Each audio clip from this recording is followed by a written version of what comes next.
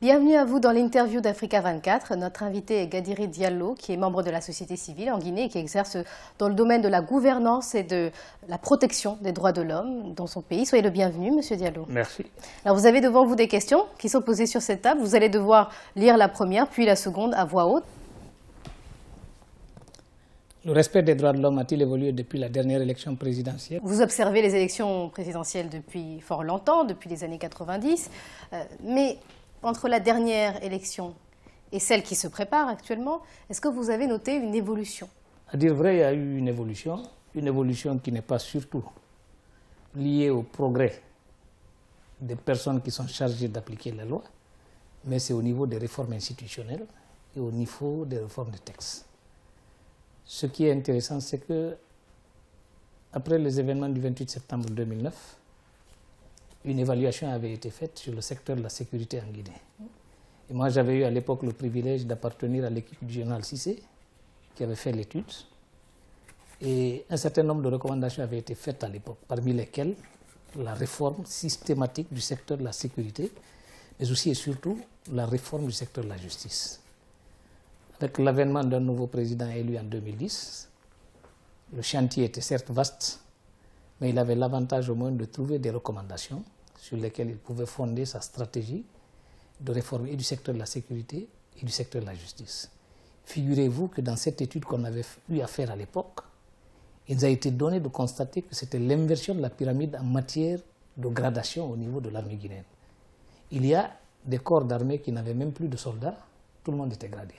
C'était la preuve que la gouvernance au niveau du secteur de la sécurité avait atteint un niveau tel qu'il fallait absolument remettre la pyramide sur les pieds et voir qu'est-ce qu'il fallait faire. Et à ce titre, les recommandations qui avaient été faites étaient très nombreuses, mais elles avaient le mérite d'avoir été faites par des personnes qui n'étaient pas intéressées par les questions politiques. Et qui avaient ça, c'est important. Et c'est très important. Maintenant, c'est dans la mise en œuvre qu'il faut surveiller. Surveiller pour que ça ne soit pas galvaudé. Et nous estimons que c'est encore là un des défis qui nous interpelle, nous, organisations de la société civile. Du point de vue de la réforme du système judiciaire, il y a eu des premières. Lesquelles, par exemple? Depuis la Constitution de 1990, il était prévu que le statut particulier de la magistrature devait être défini. Ce n'est que tout dernièrement, avec l'avènement de l'actuel ministre de la Justice, que le Conseil supérieur de la magistrature a été mis en place et qu'un plaidoyer très important a été engagé auprès des autorités gouvernementales pour l'amélioration du traitement des magistrats et surtout leur déclassification du système de la fonction publique pour leur accorder un statut particulier. Et à cela s'ajoute le fait que la Guinée a la réputation d'être l'un des rares pays à avoir presque ratifié l'essentiel des instruments juridiques internationaux au plan aussi bien africain qu'onusien. Donc, si nous tenons compte du niveau de la protection légale, la Guinée est un pays qui était très en avance. Mais tout le problème qui se pose et qui continue à se poser jusqu'au moment où on a réfléchi sur une amélioration de ce système, c'est qu'on n'internalisait pas tous ces textes et instruments juridiques qu'on avait ratifiés. On va passer à la plaquette suivante, s'il vous plaît. Monsieur Diallo. Quel bilan faites-vous du mandat du président Alpha Condé? Si moi je dois faire le résumé du bilan de la gouvernance de l'actuel régime, je vais me fonder sur ce que je maîtrise le plus, les questions portant sur les droits de l'homme. Et moi j'ai tendance à dire très souvent qu'un train qui arrive à l'heure, ce n'est pas un événement. C'est quand le terrain n'arrive pas à l'heure qu'on est en train de se demander pourquoi il n'est pas arrivé à l'heure. Un président qui pose des actes liés aux engagements qu'il a pris quand il briguait le mandat et le suffrage de ses citoyens, quand il pose des actes, on estime qu'il n'a fait que son travail. Mais ce qu'il faut retenir et qui est fondamental, c'est que l'histoire post-coloniale de la Guinée a été jonchée de violations massives des droits de l'homme, au point que les agents de l'État se croyaient au-dessus de la loi.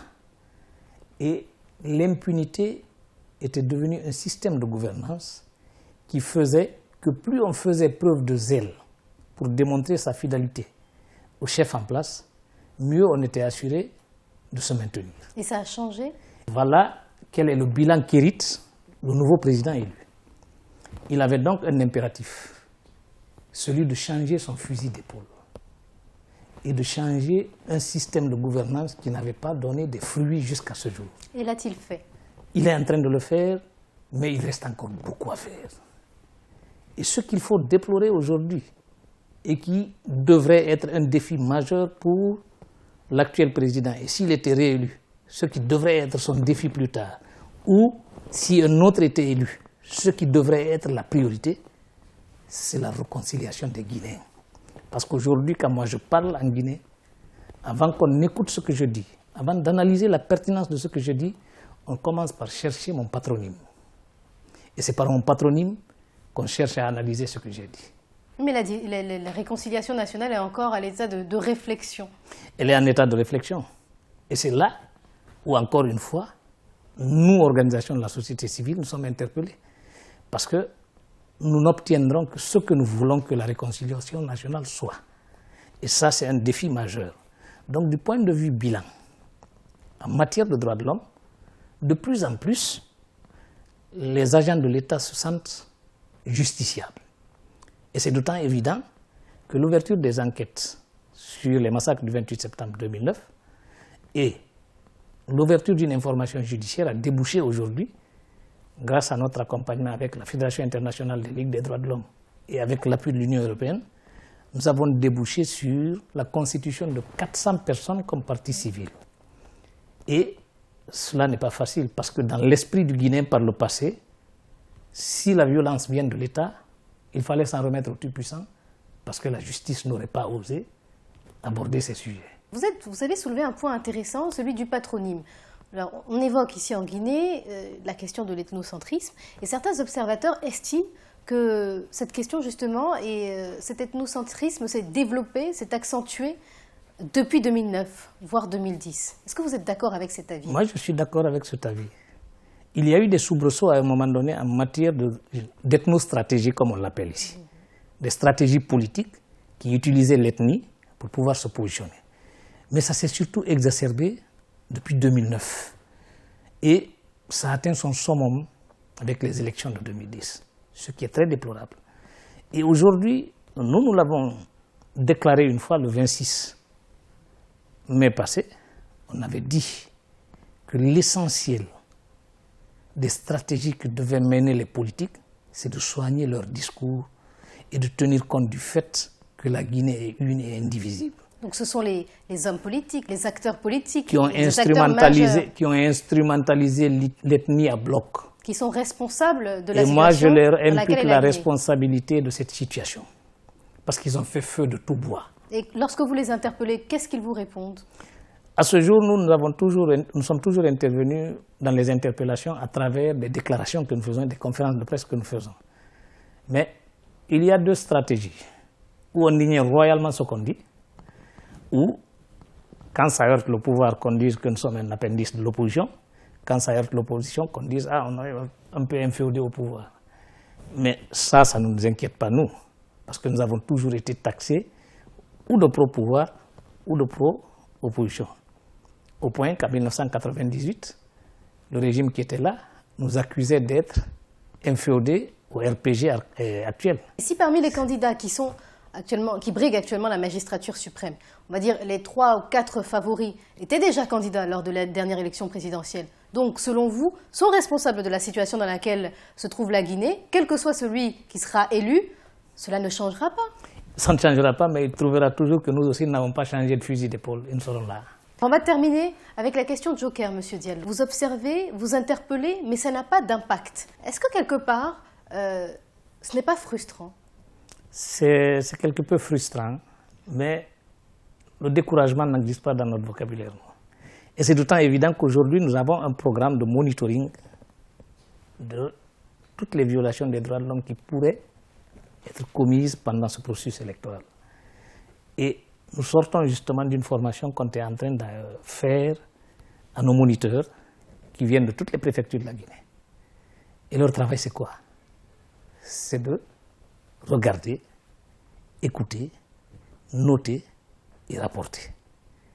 Et dans la mesure du possible, créer les conditions d'une bonne entente avec les autorités, surtout les responsables chargés de l'application des lois, pour que là où des menaces de violation des droits de l'homme sont constatées, qu'ils parviennent à attirer l'attention de l'autorité, tout en essayant de nous informer nous aussi à la minute près, en vue d'engager un plaidoyer aussi bien au plan national qu'au plan local, pour amener les autorités à comprendre qu'il y a encore des personnes qui veillent au grain. Et dans les personnalités politiques, il y en a qui sont plus sensibles à vos recommandations que d'autres? Actuellement, nous avons de très bonnes relations avec le ministère des Droits de l'Homme et des Libertés publiques, avec le ministère de la Justice et avec beaucoup d'autres départements qui, lorsque nous les interpellons sur certaines questions, même s'ils n'ont pas toute la force requise pour inverser la tendance, mais ils sont très attentifs à ce que nous leur disons. La Guinée, en 2015, se porte mieux qu'en 2010? Elle peut se porter mieux si on règle cette question d'ethnocentrisme et de repli identitaire qui est en train de ruiner les bases de l'unité nationale. C'est la condition. C'est la condition. Merci à vous, Gadire Diallo, d'avoir accepté de répondre à ces questions. Merci, c'est moi qui vous remercie. Et merci à vous, chers téléspectateurs. C'était l'interview d'Africa 24. À bientôt.